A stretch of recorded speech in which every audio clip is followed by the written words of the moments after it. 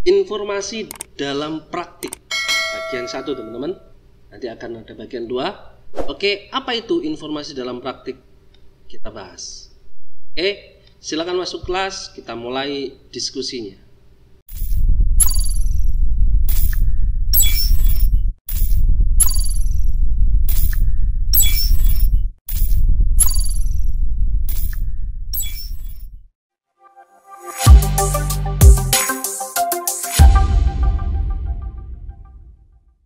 Oke teman-teman, informasi dalam praktik kita akan bahas langsung satu persatu gitu ya. Kita mulai masuk. Jadi informasi dalam praktik itu teman-teman, kalau di sini saya sampaikan bahwa kita lihat kisahnya dulu gitu ya. Kalau zaman dulu itu ada Ronald Daniel dari McKinsey and Company ya. Itu memperkenalkan istilah critical success factor atau faktor penting dalam penentu keberhasilan gitu ya. Nah, itu diidentifikasi sebagai pengembangan personal management. Kemudian juga pengendalian personal administrasi, inovasi dalam rangka menciptakan produk-produk yang baru. Jadi di mana sebuah perusahaan saat itu Ronald Daniel ini mengenalkan bahwa menciptakan sebuah kegiatan di mana kegiatan itu adalah melakukan analisis atau investigasi atau sebuah kegiatan yang memang menilai dirinya sendiri. Critical success factor. Jadi dengan adanya menilai diri sendiri, dari situ perusahaan bisa melihat. Makanya ada istilah-istilah audit, ada istilah-istilah yang keluar saat ini seperti kayak QC, quality control dan lain sebagainya. Itu teman-teman. Jadi yang mendasari kenapa sebuah informasi itu ternyata sangat dibutuhkan bagi organisasi atau perusahaan itu sendiri, di mana informasi tersebut bisa menunjang perusahaan ke depannya untuk bisa melakukan sebuah kegiatan dalam melaksanakan atau memproduksi sebuah produk dan lain sebagainya. Nah, informasi tersebut bagaimana, kan seperti itu. Bagaimana bisa mendapatkan informasi tersebut? Ya tentunya dengan melakukan beberapa hal yang itu akhirnya berkesinambungan dengan adanya sebuah pengembangan sistem. Jadi saat akan melakukan pengembangan sistem, sebelumnya harus dilakukan observasi dulu yang ada di lapangan, yang dilaksanakan perusahaan itu prosedurnya bagaimana, dan dilihat dari informasi yang didapat tadi itu apakah memang sudah cukup dengan keadaan perusahaan dan kebutuhan yang ada saat ini gitu ya, atau memang perlu adanya modifikasi atau bahkan pengembangan. Tentunya pengembangan dalam perancangan sebuah sistem ya, atau prosedur yang baru atau sistem yang baru dan lain sebagainya. Jadi itulah yang mendasari adanya bagaimana pentingnya sebuah informasi itu untuk bisa membantu perusahaan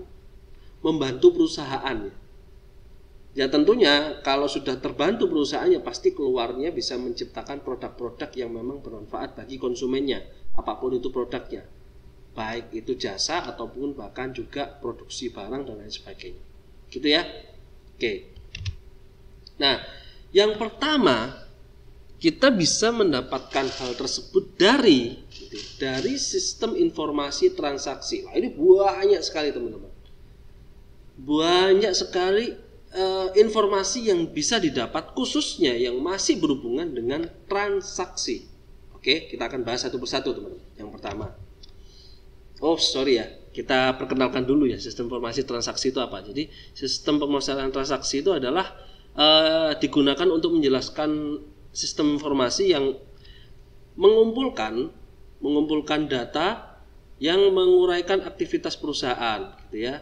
mengubah data menjadi informasi dan menyediakan informasi tersebut bagi para pengguna yang ada di dalam perusahaan. Nah ini ya, itu adalah sistem pemrosesan transaksi.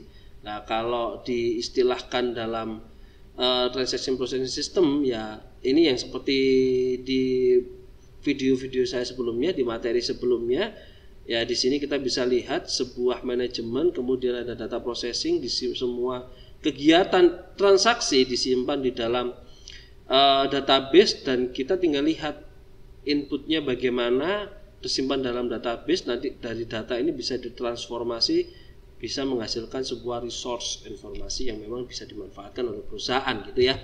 Dan tujuannya tinjauan sistem datanya bagaimana gitu ya. Unsurnya lingkungan meliputi pelanggan, pemasok, ruang persediaan bahan baku, manajemen, arus data menghubungkan perusahaan dengan pelanggan.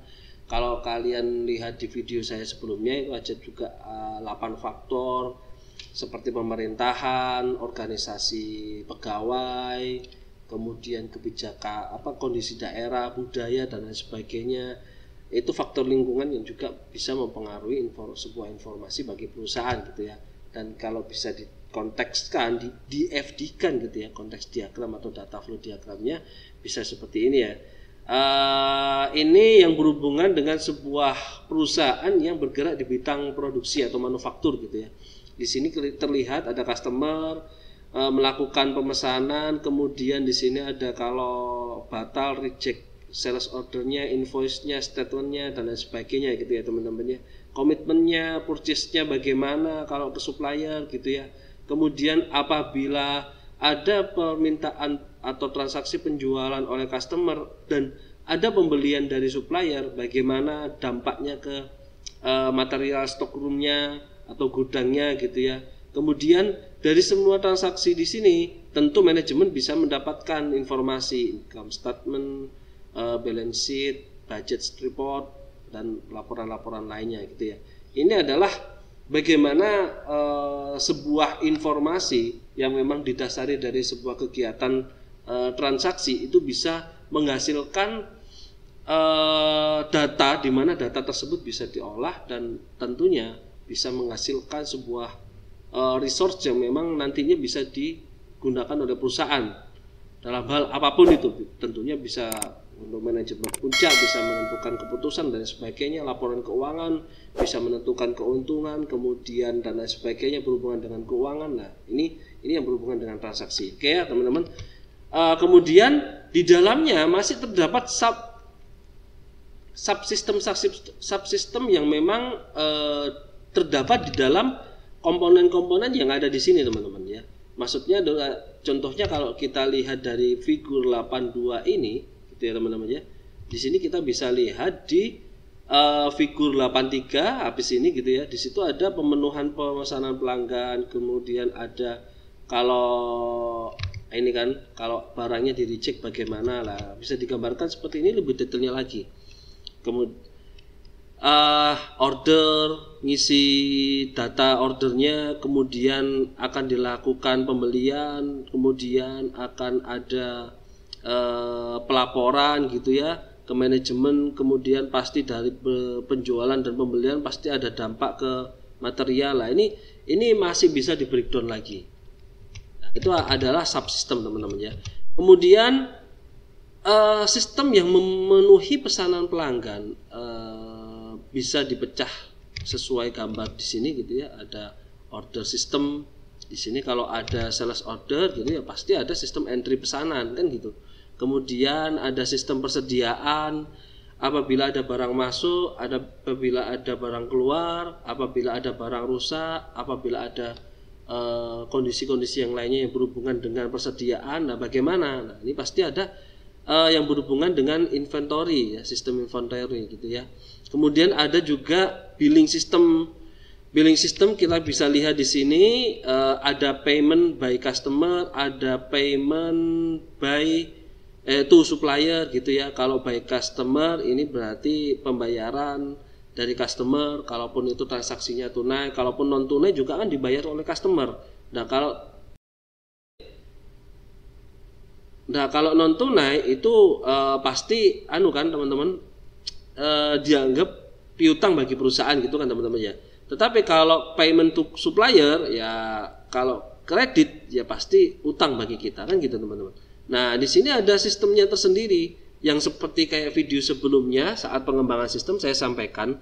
Saat mengembangkan sistem pasti akan dipecah-pecah menjadi beberapa tim yang dimana fokusnya adalah untuk masing-masing sistem yang memang perlu diperhatikan secara khusus. Nah di sini kita bisa lihat ada entry pesanan, persediaan, penagihan, piutang dagang. Penagihan dan piutang dagang ini dua hal yang berbeda dan nanti harus diberlakukan secara berbeda juga, gitu kan?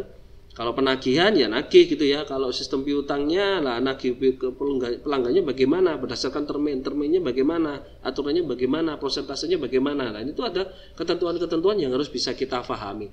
Dan apabila saat pengembang sistem, analis sistem atau programmernya tidak paham, tentu membutuhkan sumber daya yang paham tentang hal tersebut. Nah bagian-bagian tersebut adalah bagian-bagian yang memang menjadi komponen satu kesatuan yang diperlukan saat melakukan pengembangan sistem. Gitu teman-teman ya. Oke, di sini kita bisa lihat lebih detailnya lagi breakdownnya gini ya. Ini 1, 2, 3, apabila di breakdown lagi 1, 1, 2, 1, 3 gitu ya. Ini yang berhubungan dengan ini teman-teman. Hubungan antara customer dengan fill order gitu ya.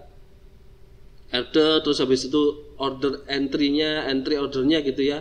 Inventorinya ngefek bagaimana ke persediaannya, kemudian nanti barangnya masuk, buku besarnya tercatat, akan keluar billingnya nanti akan masuk ke pencatatan manajemen di laporan keuangan sebagai piutang gitu ya. Dan tentunya piutang ini saat bertambah pasti juga berdampak ke buku besar dan sebagainya. Terus bisa di breakdown teman-teman, itu ya. Seperti yang video sebelumnya saya sampaikan, pengembangan sistem DFD ada entity, ada alur proses, ada prosesnya, ada database-nya, bisa di breakdown dan bisa diturun terus sampai sedetail mungkin sampai terlihat oh data mana yang perlu disimpan, oh data mana yang memang harus dilakukan oleh operatornya dan sebagainya. Gitu teman-teman ya. Oke. Kemudian ada juga sistem pemesan persediaan pengganti. Itu nanti bagaimana gitu ya. Sistemnya kalau seumpama ada barang yang rusak, kemudian kita mengajukan retur. Kemudian saat diajukan retur bagaimana kita mengakuinya. Oh ada barang yang diretur. Barangnya apa? Oh barangnya, contoh barangnya memang bisa dilakukan retur. Barang yang kita kirim bisa kembali barangnya, kemudian kita tukar baru gitu ya. Oh berarti kebijakannya harus menerima barang lama, kita cek apakah memang rusak, kalau memang benar rusak kita ganti yang baru. Ada yang memang sistem seperti itu. Ada juga yang sistemnya pernah saya menangani sorry teman-teman, gelas, bukan gelas, kaca ya, produksinya adalah berhubungan dengan kaca. Jadi yang dikirim waktu itu adalah vas bunga yang memang bagus gitu ya, perusahaan itu dikirim, tetapi ada permasalahan. Saat sampai ke customer, ada pengirimannya tidak sedikit ya, banyak waktu itu. Lah ada beberapa barang yang memang rusak sampai di sana. Lah karena kaca, tentu rusaknya itu waktu itu kebetulan tidak posisi kecil, tidak lecet atau enggak, pecah. Nah akhirnya perusahaan mengambil kebijakan bahwa apabila barang pecah itu rumit sekali untuk dikembalikan. Ekspedisinya aja pasti berpikiran barang rusak, apalagi itu berbahaya, membahayakan pengiriman yang lainnya, ya pasti harus ada perlakuan khusus. Packagingnya, pengirimannya lah. Hal yang seperti itu merepotkan. Merepotkan bagi siapa? Merepotkan bagi pelanggan yang menerima barang yang kebetulan rusak gitu ya, yang pertama. Yang kedua, repot bagi kita karena kenapa? Saat barang itu dikirim balik, pasti menggunakan ekspedisi khusus yang memang harus mempacking barang tersebut, dan itu memerlukan biaya lagi. Justru perusahaan malah menambah biaya, selain mengganti barang juga ada biaya ya untuk packing menerima barang tadi. Akhirnya perusahaan mengambil kebijakan apabila barangnya itu adalah rusak ekstrim gitu ya, ya tidak usah dikembalikan, biarkan di sana, kita langsung ganti, kirim untuk barang yang baru gitu. Lah itu memang perusahaan menentukan tingkat kerusakannya, tingkat biasa, sedang, terus habis itu ekstrim gitu ya. Kalau rusak sedang biasanya mungkin cuil bagian atasnya atau mungkin bagaimana, lah itu perusahaan punya kebijakan masing-masing. Nah itu juga adalah sebuah prosedur sistem yang memang harus ditentukan dulu kan, ditentukan dulu apa tolak ukurnya gitu kan. Nah ini harus dirapatkan dulu, harus didiskusikan dulu, harus dipastikan dulu, harus didilkan dulu kebijakannya seperti apa. Kemudian hasil kebijakan tadi bisa dimasukkan ke sistem. Nah ini yang sering saya sampaikan dan selalu saya sampaikan, apabila belum ada kebijakan yang memang pasti dan jelas, toh Anda mau membangun sistem sebagus apapun tidak akan pernah bisa berhasil. Kebijakannya aja tidak jelas, sistem kok mau minta jelas. Gitu ya. Jadi sistem, pengembangan sistem informasi itu hanyalah alat bantu. Walaupun hanyalah alat bantu, tetapi sangat bisa membantu, sangat bisa menunjang sebuah kegiatan dalam organisasi ataupun juga perusahaan dalam melaksanakan kegiatan di dalam administrasi perusahaan dan mungkin kegiatan-kegiatan lainnya yang berhubungan dengan produksi. Karena kalau itu sistem berjalan dengan baik, ya pasti perusahaan bisa mendapat keuntungan yang lebih banyak. Karena kenapa? Biaya operasionalnya lebih sedikit. Ya walaupun waktu mengembangkan sistem biayanya besar, tetapi kan itu akan tertutup di beberapa periode berikutnya waktu sudah menerima keuntungan. Kan gitu teman-teman. Gitu ya. Jadi walaupun hanyalah membantu, tetapi apabila itu benar berjalan sistemnya, ya sangat powerful sekali, sangat bisa mensupport perusahaan bisa menjadi lebih baik, gitu ya. Oke, kita kembali lagi ke sistem berikutnya. Kira-kira gambarnya seperti ini, ilustrasinya. Ini ilustrasinya ya teman-teman ya, tidak hukum paten karena data flow diagram atau konteks diagram yang ada di sini. Ini adalah sekedar contoh yang memang ada di bukunya MacLeod. Di sini saya harap teman-teman bisa mendapatkan ilustrasi yang memang bisa didapat dari gambaran yang ada di bukunya MacLeod. Dan tentunya kebetulan yang diambil ini memang satu prosedur yang harusnya atau umum ada gitu ya. Karena masih berhubungan dengan kegiatan yang akuntansi, di mana kita tahu semua bahwa akuntansi itu menggunakan dasar yang memang sudah disepakati secara internasional gitu ya. Jadi kesepakatan dalam sebuah prosedur yang berhubungan dengan akuntansi itu sudah ada standarnya, ada standar profesinya gitu ya. Ketentuan itu sudah dibuat secara internasional. Makanya mungkin di bukunya MacLeod menggunakan prosedur-prosedur ini sebagai contoh agar wawasannya teman-teman bisa terbentuk, kemudian saat memberikan contoh juga bisa bermanfaat di banyak periode, banyak waktu. Karena kenapa? Mungkin aturan ini tidak banyak berubah. Tentunya waktu kita turun lapangan ya perlu penyesuaian gitu ya. Oke. Kembali ke sini, jadi ini adalah contoh dari sistem yang tentang pemesanan persediaan pengganti gitu ya. Ini kalau digambarkan konteksnya seperti ini, masih saling berhubungan, ada purchase-nya, supplier-nya, kemudian bagaimana purchase, receive-nya, kemudian account payable, dampaknya seperti apa apabila ada barang pengganti, bagaimana, oh ya sudah, kita tidak bisa ganti barang, langsung potong aja, potong piutangnya dan sebagainya. Ada yang juga kebijakannya seperti itu, macam-macam teman-teman. Intinya adalah yang tadi saya sampaikan, kebijakannya dulu baru ada pengembangan sistemnya gitu ya teman-teman ya. Oke, dan sistem yang menjalankan proses buku besar yang memang berhubungan dengan akuntansi yang tadi sudah saya sampaikan, bukan kebetulan memang akuntansi memiliki standar yang sama secara internasional, yaitu menggunakan pedoman IFRS gitu ya. Kalau teman-teman akuntansi pasti tahu, kalau teman-teman yang lainnya mungkin bisa mencari referensi apa itu IFRS gitu ya. Tapi di sini saya kenalkan juga bagaimana sebuah transaksi yang ada di sini tadi teman-teman. Nah, ini teman-teman ya. Apapun itu transaksinya, customer, supplier, penjualan, pembelian, gudang, stok, ujung-ujungnya adalah kembali ke manajemen di mana menghasilkan sebuah laporan akuntansi yang berhubungan dengan akuntansi. Dan semua ini dicatat, salah satu yang memang pencatatan yang paling mendasar di dalam akuntansi, ya walaupun sebelumnya paling dasar itu ada sebuah pencatatan jurnal gitu ya, tapi rakapan yang paling mendasar, yang paling utama itu adalah yang pertama adalah buku besar balance sheet gitu ya. Nah, di sini bisa kita lihat teman-teman. Nah, bagaimana buku besar itu bisa dibangun, dibuat gitu ya. Nah, kalau di sini terdapat dua subsistem yang memang bisa dilakukan yang berhubungan dengan general ledger. Bukan balance sheet tadi ya, balance sheet itu berbeda ya. Ini general ledger ya. Buku besar. Gitu ya. Nah, di dalam buku besar kita bisa melakukan pembukuan catatan yang menggunakan berbagai tindakan transaksi ke buku besar.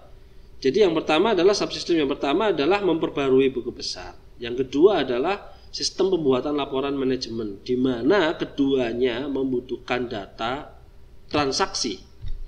Jadi dari transaksi penjualan, dari transaksi pembelian, yang dimana awalnya berhubungan dengan barang, awalnya dengan pencatatan barang, awalnya dengan penyimpanan barang, awalnya dengan pengiriman barang, kemudian semuanya mengarahnya ke faktur, dari faktur kemudian akan menjadi sebuah pencatatan yang berhubungan dengan keuangan, jurnal, kemudian general ledger, buku besarnya, kemudian dari general ledger nanti bisa dibuat balance sheet-nya, kemudian bisa dikembangkan menjadi laba ruginya, dan akhirnya adalah laporan keuangan, di mana laporan keuangan tersebut akan bisa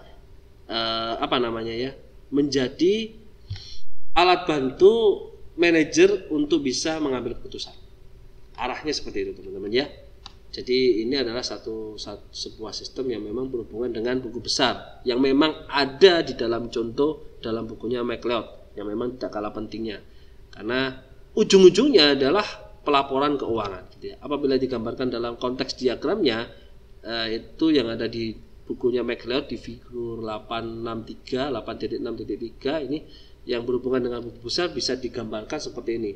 Ada receivable ledger data, inventory ledger data, payable ledger data, kemudian ini nanti masuk, kemudian jadi masuk general ledger. General ledger apabila diolah datanya akan bisa menghasilkan sebuah laporannya bisa macam-macam, bisa balance sheet, income statement, laba rugi gitu ya. Kemudian ada budget reportnya juga dan laporan-laporan yang lainnya gitu ya.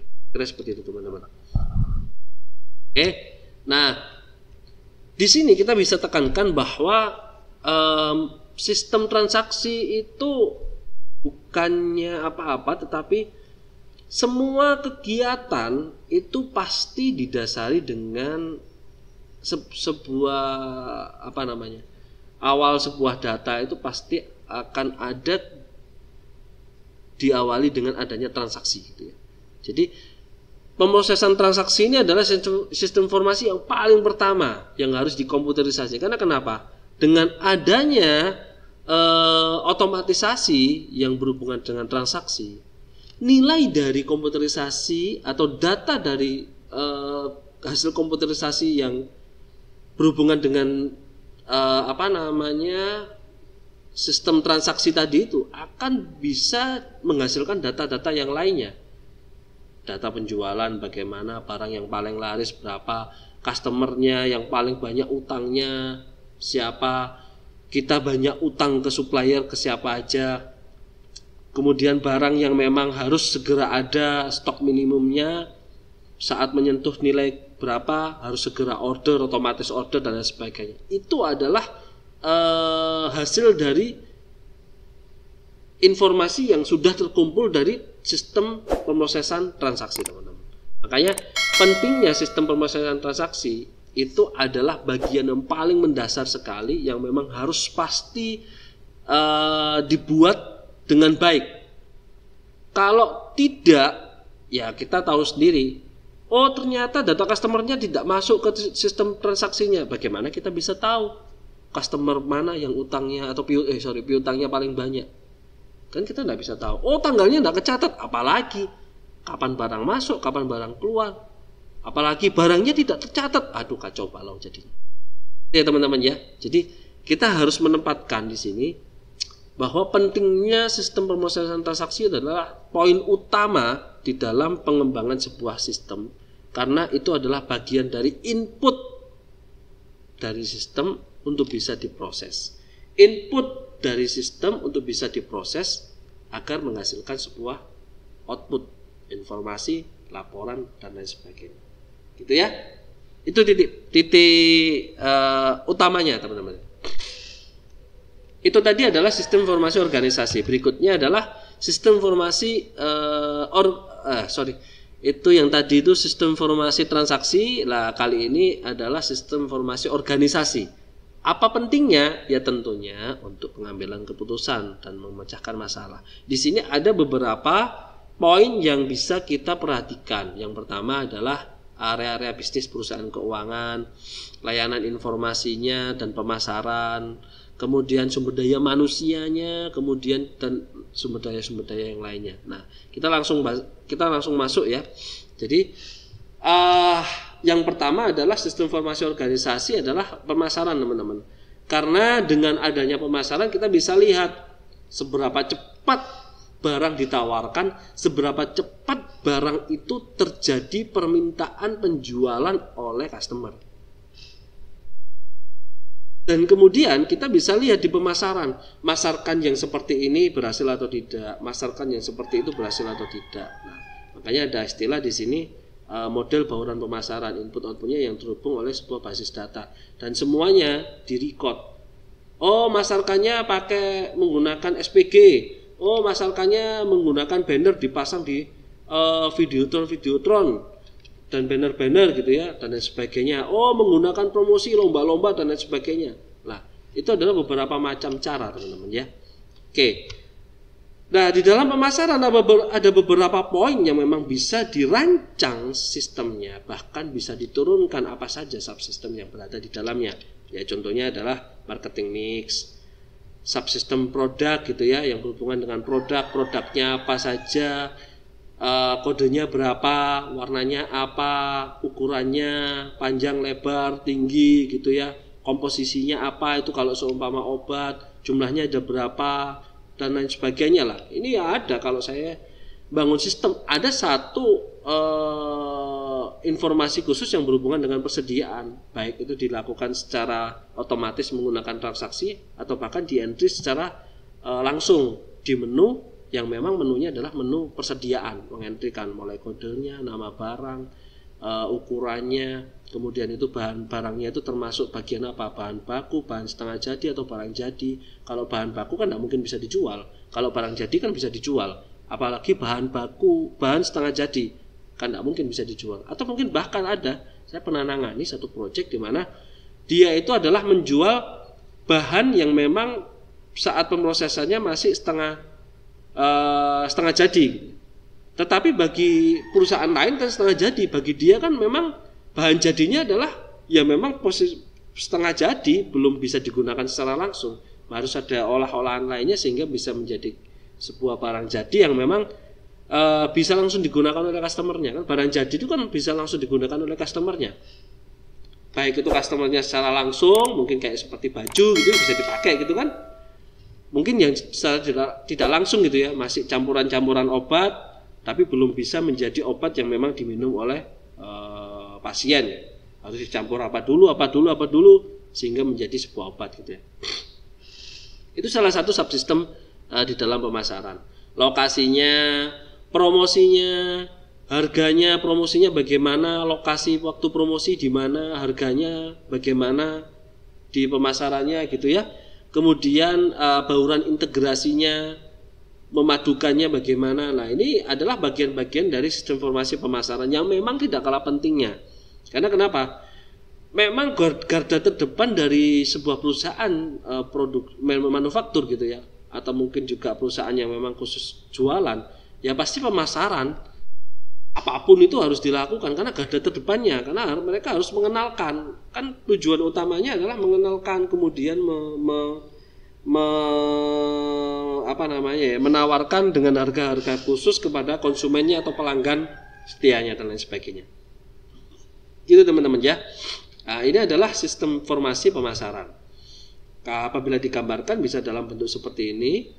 Ya, transaksinya, marketingnya, marketing intelligence-nya, semua masuk di dalam database sehingga bisa menghasilkan informasi produknya, sistem, dan ini pasti berdampak ke user. Oke, yang kedua adalah sumber daya manusia dan manufaktur di sini. Kita langsung jadikan satu.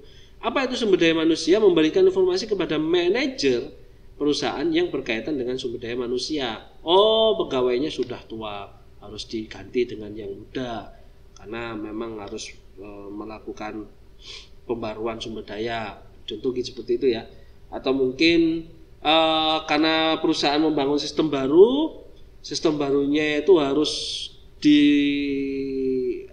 dipegang oleh operator yang memang memiliki keahlian khusus, makanya perusahaan memberangkatkan operatornya untuk bisa training. Kemudian dengan harapan saat kembali bisa memiliki keahlian khusus agar bisa menjalankan sistem yang sudah dibuat oleh perusahaan. Bisa jadi seperti itu juga. Ya. Oke, kemudian juga sistem informasi manufaktur teman-teman. Itu memberikan informasi kepada seluruh manajer perusahaan berkaitan dengan aktivitas keuangan, operasi manufaktur perusahaan dan sebagainya gitu ya. Itu yang berhubungan dengan manufaktur. Apabila digambarkan contohnya seperti ini, ada transaksi, ada human research system dan lain sebagainya. Kalau teman-teman HRD tahu sendiri lah ya, bagaimana HRD itu bisa melihat pegawai itu memang kompeten atau tidak untuk bisa bekerja di perusahaan. Karena kenapa? Ya memang yang mau tidak mau sebuah perusahaan bisa jalan ya pasti membutuhkan sumber daya manusia. Lah sumber daya manusia yang bagaimana yang dibutuhkan oleh perusahaan itu biasanya ada bagian khusus yang memang bekerja untuk mengontrol hal tersebut, yaitu istilahnya sebutannya kita tahu pasti tahu semua ya, sebutannya adalah HRD. Dan HRD ini juga ada sistem yang memang bisa dikembangkan ya, transaksinya, kemudian ada intelligent resource-nya, human resource-nya, nanti dari situ bisa kita lihat, oh dia memang kerjanya oke, direkrutnya, nanti workforce-nya bagaimana, kalau memerlukan kompensasi nanti bagaimana, terus habis itu apabila dia berprestasi harus memberikan benefitnya seperti mana, gajinya bagaimana gitu ya, environmentalnya, reportingnya nanti akan bisa terlihat semua. Itu human resource information system. Kalau manufacturing information system ya hampir mirip ya, industrinya, manufakturnya masuk semua database, dari departemen 1 pindah departemen 2 pindah departemen 3 gitu ya. Produksi ada tahap 1, tahap 2, tahap 3 gitulah ya. Ada tahap 1 ternyata bagus, di tahap 2 oke. Tahap 3 bermasalah, berarti yang bermasalah di tahap 3 perlu dibenahi dan lain sebagainya. Semua itu ada datanya dan perusahaan manufaktur sudah melakukan hal tersebut harusnya rata-rata. Karena mengapa? Karena mereka pastinya harus mengeluarkan produk yang memang sesuai dengan target market perusahaan tersebut. Karena mungkin perusahaan membuat sesuatu tetapi tidak punya target marketnya, ya lucu juga. Terus mau dijual kemana, untuk siapa, kan itu tidak mungkin gitu teman-teman ya. Dan itu semua datanya pasti didapat dari informasi-informasi yang lainnya, dari pemasaran, dari keuangan, dari customer dan lain sebagainya gitu ya teman-teman ya. Oke, kemudian yang terakhir ini adalah sistem informasi keuangan. Nah ini di sini pasti kita tidak usah bahas lebih detail lagi ya, pasti uang itu adalah yang terpenting. Tujuan utamanya perusahaan adalah menghasilkan profit sebaik mungkin, sebesar mungkin, sebanyak mungkin. Karena kenapa? Pasti bisa menguntungkan perusahaan. Dengan adanya keuntungan, proses kegiatan produksi berjalan terus. Dengan adanya pesanan oleh customer, produksi juga jalan terus. Dengan adanya seperti itu, pasti perusahaan bisa jalan, bisa menghasilkan keuntungan. Keuntungan bisa mensejahterakan karyawannya, bisa memberikan produk yang bagus untuk customernya. Kira-kira seperti itu. Poin intinya adalah di keuangan. Dan bagaimana dampaknya di keuangan, semua bisa dirinci. mulai dari dasar jurnalnya, buku besarnya dan sebagainya. Karena sistem itu harusnya dari transaksi langsung bisa berdampak ke laporan keuangan. Gitu ya. Apabila digambarkan konteks diagramnya atau data flow diagramnya, konteksnya ini ya, konteksnya seperti ini. Transaksinya, internal auditnya bagaimana, financial intelligence-nya, dampaknya. Nah, ini semua tersemat dalam database sehingga apa yang terjadi, forecastingnya, funds managementnya, control sistemnya semua bisa diinformasikan ke user. Siapakah user? Kalau di dalam sini pasti user bermacam-macam gitu ya. Kalau di sini di keuangan pasti manajer gitu ya. Apabila itu penjualan ya bisa jadi user itu bagian penjualan, pemasaran, marketing dan lain sebagainya gitu. Oke. Nah, ada juga sekarang arahnya itu adalah sudah sampai sini teman-teman, executive information system. Bagaimana manajemen itu sudah tidak harus menelaah sesuatu yang memang sudah bisa disistemkan. Contoh seperti kayak barang, stok minimal order itu biasanya kalau dulu ditentukan oleh manajer teman-teman.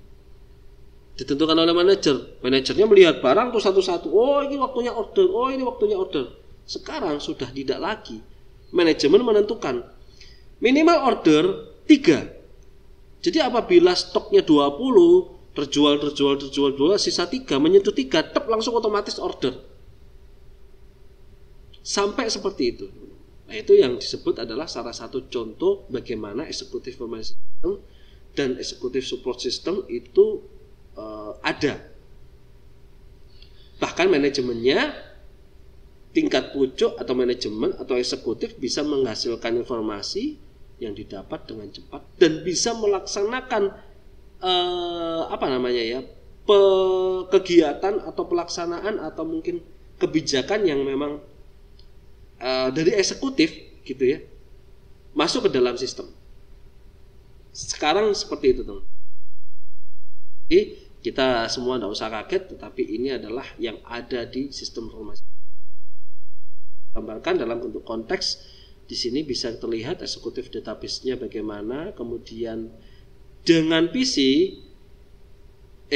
bacanya kembali teman-teman. Informasi yang diinginkan apa, informasi yang ditampilkan bagaimana, manajer bisa lihat gitu ya. Eksekutif database ini bisa dilihat personalnya menggunakan PC, komputer, ini bisa lihat di sini kan. Make corporate information available. Di sini terlihat corporate database-nya, elektronik, software-nya, dan lain sebagainya. Apabila diilustrasikan dalam bentuk konteks, kira-kira gambarnya seperti itu teman-teman. Oke, gitu ya teman-temannya. Itu adalah informasi dalam praktik bagian 1. Apabila ada yang memang masih belum bisa difahami oleh teman-teman, silakan ditanyakan di dalam kolom komentar.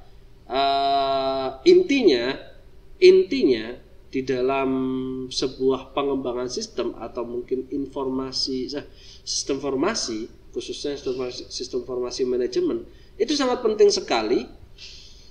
Informasi dasar yang memang harus ada di dalam sebuah sistem, yaitu adalah yang pertama transaksi, yang kedua sistem organisasi. Dengan keduanya apabila terbangun sistemnya dengan baik, maka bisa menghasilkan data yang komplit. Dari data yang komplit tersebut bisa kita olah menjadi sebuah informasi yang sangat bermanfaat bagi eksekutif atau manajer. Kira-kira seperti itu.